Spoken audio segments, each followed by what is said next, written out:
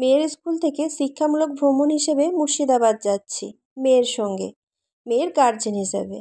School থেকে বলেছিল বাড়ির বড় কেউ বা বাবা অথবা মা যে কেউ একজন যেতে পারো স্টুডেন্টের সঙ্গে। তো তোমাদের দাদাভাইয়ের অফিস থাকাতে তোমাদের দাদাভাই বলল যে তুমি চলে যাও, আমি অফিস যাব। কিন্তু আমার একটা প্রবলেম হয়েছিল ছেলেকে নিয়ে। ছেলে তো এই স্কুলে পড়ে না, ছেলে পড়ে অন্য স্কুলে। তো ক্লাস 1 পর্যন্ত এই স্কুলে পড়েছিল, আর মেয়ে যেহেতু আজকে 10 বছর এই স্কুলে কাটিয়ে দিল, আর তাই আমারও এই স্কুলের সঙ্গে 10 বছরের সম্পর্ক। তাই একটু আবদার করতেই স্যারেরা মেনে নিল ছেলেকে নিয়ে যাওয়াতে। তো চলো, তিনজনে মিলে আজকে মুর্শিদাবাদ চলে এসেছি। ওই 1টা-1:30টার দিকে ঘুমিয়ে পড়েছিলাম। এই বাসটা করেই এসেছি আমরা, আর এই হোটেলটায় আজকে আমরা থাকবো সারাদিন। তারপরে এখন উপরে যাব, স্যারেরা যে রুমে থাকতে বলবে সেই রুমে থাকবো।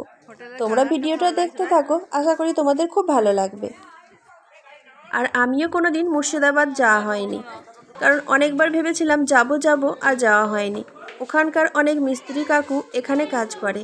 ছোট থেকে সেই কাকুদের সাথে আমার সম্পর্ক বাবার বাড়ির সূত্রে। কাকু অনেকবার বলে চল না মা, কিন্তু যাওয়া আর আমাদের হয় না, সময় হয়ে ওঠে না। কিন্তু এই স্কুল থেকে নিয়ে যাওয়াতে সময়ও হয়ে উঠলো, আর এক চান্সে বেরিয়েও পড়লাম। তো চলো, সারাদিন মুর্শিদাবাদে কি আছে দেখে নিই। একটা দিনে হয় না, তবুও যতটা পারে স্যারেরা চেষ্টা করেছিল দেখাতে। অনেক কিছু দেখার বাকি রয়ে গেছে, বাইরে থেকে দেখেছি, শুনেছি, ভিতরে যাওয়ার সময় হয়ে ওঠেনি। ইনশাআল্লাহ আবারও পরে যাব, গিয়ে দেখব। এই রুমটাতে প্রথমে আমাদেরকে স্যারেরা থাকতে বলেছিল, আর ম্যাডামদের দায়িত্বে আমাদের মেয়েরা ছিল। কিন্তু আমরা মা হিসেবে যখন গিয়েছিলাম গার্জেনের হিসাবে, তো স্যার ম্যাডামরা বলল যে আপনাদের দায়িত্ব আপনারা নিতে পারেন। তো বলাতে আমরা বললাম ঠিক আছে, আমাদের মেয়েদের দায়িত্ব আমরাই নেব। তো চলো, ওই রুমটাতে ব্যাগপত্র রাখার পর দেখলাম যে বাথরুমের দরজাটা ভাঙা। আর 4-5 জন, মানে আমরা তো 4-5 জন ছিলাম মেয়ে দুটোকে নিয়ে, আর তার মধ্যে আরও দুটো গার্জেন ছিল। তো সবাই মিলে বাথরুম ইউজ করাতে ওই গন্ধ আসবে, ওই জন্য আমরা রুমটা আবার চেঞ্জ করে নিয়েছি। তারপরে চা দিল, চায়ের সঙ্গে বিস্কিট দিল। সেই ভিডিওটা তোমাদের সঙ্গে করা হয়নি, কারণ আমার ফোনে চার্জ শেষ হয়ে গিয়েছিল। ফোনটা একটু চার্জে বসিয়েছিলাম। তারপরে স্যারেদেরকে বলে পারমিশন নিয়ে একটু গঙ্গার ধারে এসেছি। এত সুন্দর লাগছিল সকালে এই গঙ্গার ঠান্ডা ঠান্ডা হাওয়া, আর মোটামুটি শীতটা ভালোই ছিল। আমি তো বাড়ি থেকে সোয়েটার চাদর কিছুই নিয়ে যাইনি। জানি গরম গরম পড়ে গেছে আমাদের এখানে, আবার ওখানে সারাদিন ঘুরবো, আর রাত্রে তো ওই বাসে যাব, একটা স্কার্ফ নিয়ে চলে গেলেই হবে মসজিদটা। তারপরে এখানে সকালে বেড়াতে গিয়ে দেখি না, ভালোই ঠান্ডা মোটামুটি। ওই ওড়না টোড়না স্কার্ফ মাথায় বেঁধে নিয়েছিলাম আর কি। আর এই ঠান্ডা ঠান্ডা গঙ্গার হাওয়া তো খাওয়াই হয় না, একটু খেয়ে নিই, ভালো লাগে। এটা দেখো খুব সুন্দর, আগেকার পুরনো একটা মসজিদ। গঙ্গার ধারে কিছুক্ষণ ওই দিকটা সময় কাটিয়ে এখন এই রাস্তা দিয়ে হাঁটছি। পাশে এই মসজিদে মানে একদম দেওয়াল জুড়েই আছে গঙ্গা। আর এইদিকে দেখবে সূর্যটা উঠছে, এক্ষুনি তোমরা দেখতে পাবে কত সুন্দর লাগছে। আর এই সকালবেলায় ফাঁকা রাস্তা, আর তার সঙ্গে এই সূর্য ওঠা দেখতে এত ভালো লাগছে, অনেক দিন পর দেখলাম। আর এখন আমাদের ওই 9টা 9:30 মতো বাজে, টিফিন দিয়ে দিয়েছে। আমরা একটু টিফিন করাতে হেল্প করছিলাম। তখন আমার ফোনটা ছিল মেয়ের কাছে, তা না হলে তোমাদেরকে একটু ভিডিও করে দেখাতাম। ওই লুচি বেলা আর লুচির ওই লেচি কাটাতে সাহায্য করে দিয়েছি একটু, যত তাড়াতাড়ি হয় আর কি। আমাদের ছেলেমেয়েরাও ও তাড়াতাড়ি ঘুরতে পাবে, অনেক কিছু দেখতে পাবে। স্যারেরাও এদিকে অনেক দায়িত্ব পালন করছে, আর আমরা যখন গার্জেন হিসাবে এসেছি একটু দায়িত্ব পালন করি। এখানে লুচি, ঘুগনি, আর তার সঙ্গে দিয়েছিল একটা করে ল্যাংচা। আর কেউ যদি মুড়ি খেতে চায় মুড়িও খেতে পারে। কেউ কেউ তো আবার 2টো করে লুচি খেয়ে তার সঙ্গে মুড়িও খেয়েছে। খুব সুন্দর ব্যবস্থাপনা ছিল। গোটাটাই প্যাকেজে দিয়ে দিয়েছিল স্যারেরা, ওরা খাওয়া দাওয়া থাকাটা নিয়ে নিয়েছিল, আর ঘোরানোটা স্যারেদের দায়িত্বে ছিল। তো এখন সবার মিলে রেডি হয়ে বেরিয়ে পড়েছি বেড়াতে যাওয়ার উদ্দেশ্যে, মানে ওই সাইট সিনগুলো করার উদ্দেশ্যে। হোটেলের বাইরে দাঁড়িয়ে আছি, ঘোরা ঠিক করা আগে থেকেই হয়ে গেছে, আর কোন কোন স্পটগুলো আমাদেরকে ঘোরাবে সেগুলোও ঠিক করে নিয়েছে স্যারেরা। তো এখানে 8টা বা 9টার মতো ঘোড়া করেছিল। তো সব ঘোড়াতে ওই 8-10 জন মিলে বসেছিলাম, আর প্রত্যেকটা ঘোড়াতে একটা করে টিচার ছিল। আমরা তো গার্জেন হিসেবে ছিলাম, তাও আমাদের সঙ্গেও আবার একটা করে টিচার দিয়েছিল। তো চলো, ঘোড়ায় করে এখন সাইট সিনগুলো করে নিই। একটা সাইট সিনের জায়গায় নেমে পড়েছি। এবার তোমরা দেখো যে আমরা কোথায় কোথায় ঘুরি। প্রথমে আমরা ওই কাটরা মসজিদ, এটা দেখব।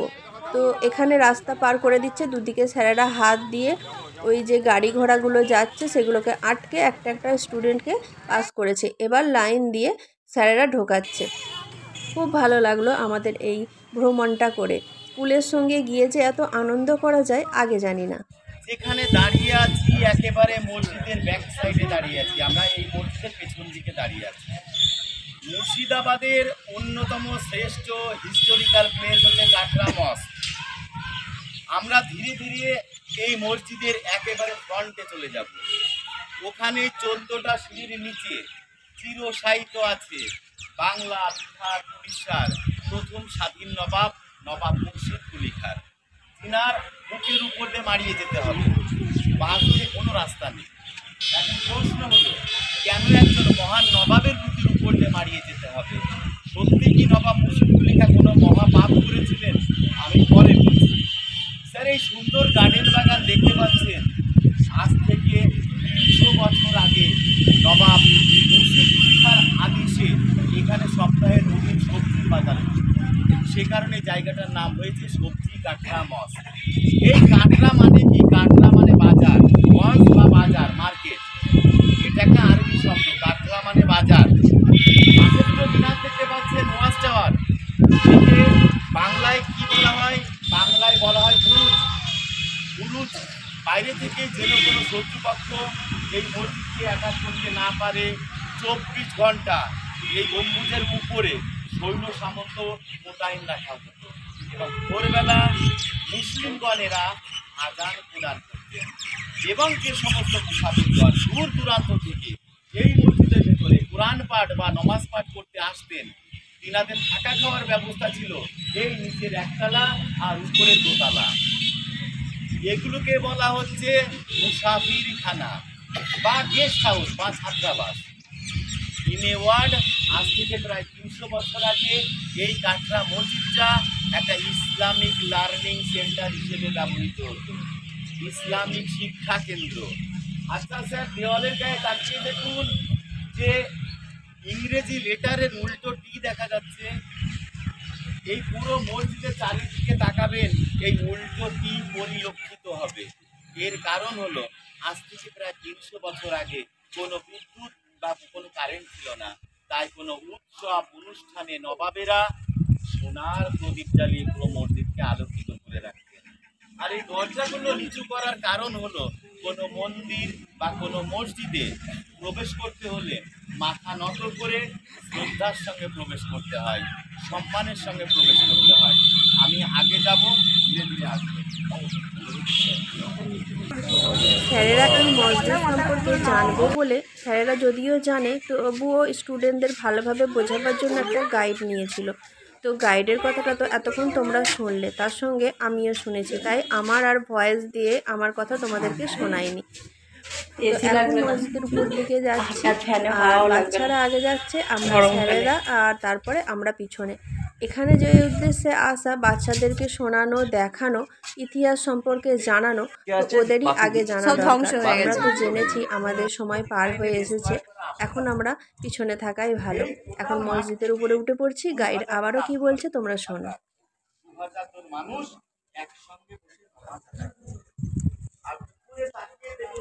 রীতিমতো গাইডের কথা শুনে গায়ে কাঁটা দিচ্ছিল আমার এই ছেলেগুলো। এবার এখানে আমরা মুর্শিদ কুলি খাঁয়ের কবর দেখতে চলে এলাম। তারই বুকের উপর দিয়ে আসার কথা বললো। আগে নেট সিস্টেম ছিল, ধুলোগুলো সব এখানে পড়তো। কাটরা মসজিদটা পুরো ঘুরে দেখার পর আমরা এখন চলে এসেছি কাঠগোলা প্যালেস বা কাঠগোলা বাংলো বাড়ি দেখতে। আর বাইরে বিক্রি হচ্ছিল পেয়ারা মাখা, কিনে নিয়েছি 20 টাকা করে। এখন খেতে খেতে সামনের দিকে এগিয়ে যাচ্ছি সুড়ঙ্গর পথ দেখবো বলে। ছেলেমেয়েরা অনেকটা এগিয়ে গিয়েছে সুড়ঙ্গ দেখার জন্য। মারামারি করতে গেছে। এখান থেকে দামি দামি পাথর, সোনা, হীরা, পান্না, চুনি, মণি, মুক্তোর কারবারটা মাটির তলা দিয়ে চলছে। এই জল ছিল নাকি? এরা পায়ে হেঁটে যেত। গাইডের থেকে আমরা অনেক পিছনে পড়ে গেছি এইদিকে জায়গাটা ঘুরে দেখবো বলে। এত সুন্দর, দেখতেই মন চাইছিল। চলো গাইডের দিকে যাই। যেতে যেতে পুকুরটা চোখে পড়লো। এই পুকুরটাতে নাকি আগেকার রানীরা এখানে চান করতো, আর চারিদিকে মেয়ে গার্ডরাই পাহারা দিত।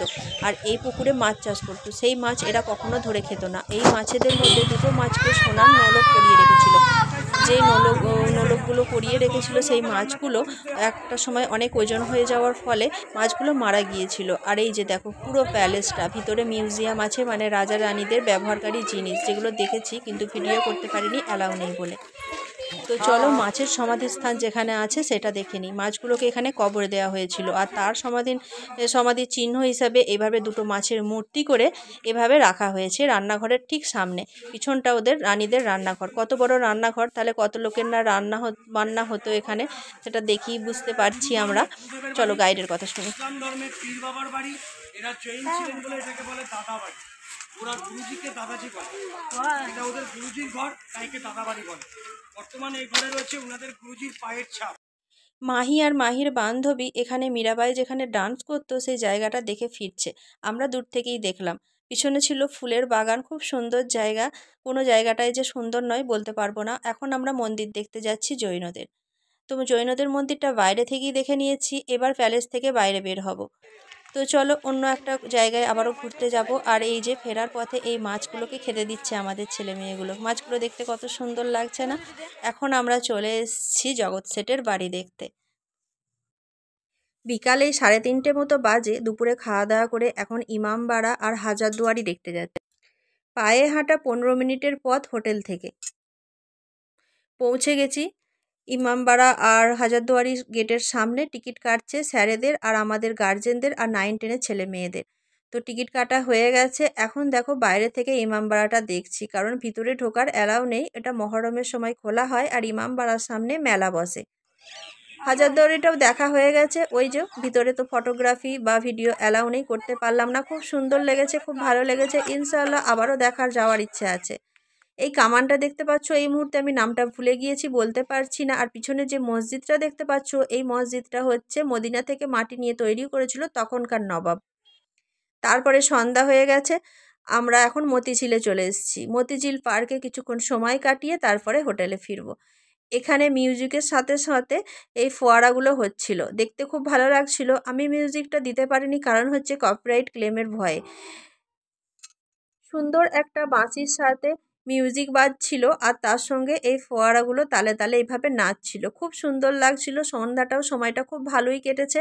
আর আমরা যে সময় গিয়েছিলাম না খুব ঠান্ডা ছিল না খুব গরম ছিল, কিন্তু সন্ধ্যার সময়টা একটু বেশি আর সকালের সময়টা একটু বেশি ঠান্ডা লাগছিল। তো চলো এখানে তো সুন্দর একটা দৃশ্য দেখে এবার হোটেলে যাব, খাওয়া দাওয়া করব, টোটো করে ফিরবো। তারপরে খাওয়া দাওয়া করে আবার লাগেজ টাগেজ মানে ওই ব্যাগ ট্যাগগুলো গুছিয়ে বাসে উঠে পড়বো। তো ওই মতো আমরা বেরিয়ে পড়েছি আর স্যারেরাও আছে কিছু সামনে কিছু পেছনে।